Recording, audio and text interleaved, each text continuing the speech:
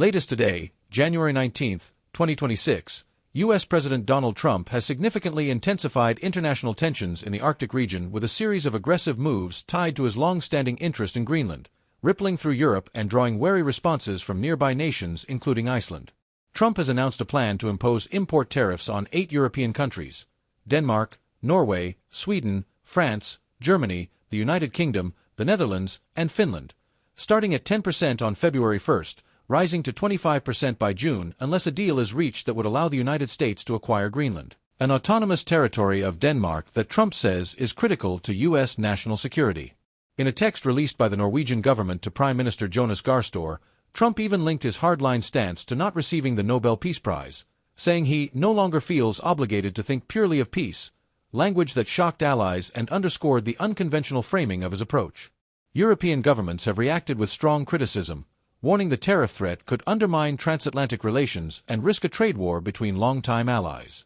British Prime Minister Keir Starmer called the tariff threats completely wrong, asserting that Greenland's future should be decided by its own people and Denmark, not through coercive economic measures. Denmark, backed by EU partners, has similarly condemned the threats. Additional troops were deployed to Greenland by Denmark in response to the dispute, a move that has only heightened the sense of geopolitical competition in the Arctic region.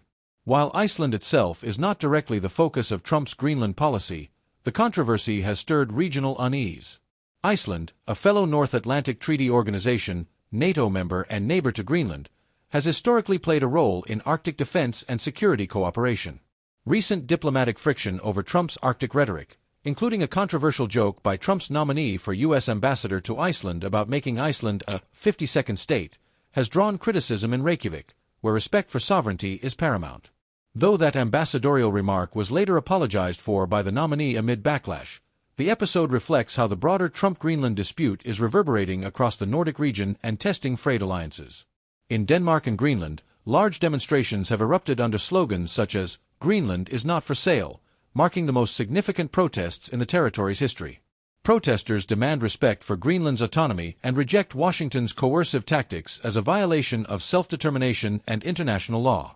Trump argues that control of Greenland is vital for U.S. defense, particularly against Russia and China, and that current European military deployments to the island undermine American strategic interests. European leaders counter that NATO cooperation already addresses common security challenges and that sovereignty and multilateral decision-making cannot be traded under duress.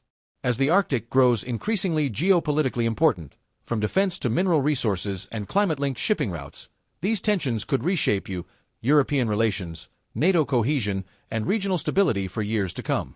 Thank you for tuning. Please subscribe, like and share.